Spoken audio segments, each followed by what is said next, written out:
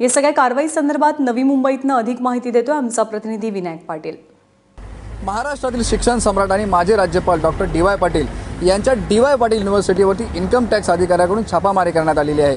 नवी मुंबईमध्ये जे कॉलेज आहे त्या कॉलेजमध्ये सुद्धा मुंबईतील इन्कम टॅक्स अधिकाऱ्यांकडून छापामारी करण्यात आलेली आहे। याच्यामध्ये medical college, dentist college, law college, त्याचबरोबर इतर फॅकल्टी जे आहेत या ठिकाणी हॉटेल मॅनेजमेंट अशा विविध प्रकारच्या फॅकल्टी आहेत त्यांच्या कार्यालयावरती छापामारी करण्यात आलेली आहे। Doctor D.Y.. पाटील यांचे सुपुत्र आहेत विजय पाटील, ते अध्यक्ष आहेत या युनिव्हर्सिटीचे आणि त्यांचं जे मुख्य कार्यालय आहे ते याच ठिकाणी आहे आणि त्यांच्या कार्यालयावरती सुद्धा छापामारी करत काही कागदपत्र आहेत इन्कम टॅक्स अधिकाऱ्यांनी ताब्यात घेतलेले आहेत। अजूनही त्या ठिकाणी छापामारी सुरू आहे। गेली 3-4 तास झाले या ठिकाणी छापामारी करण्यात आलेली आहे। इन्कम टॅक्स अधिकाऱ्यांबरोबर पोलीस सुद्धा उपस्थित आहेत।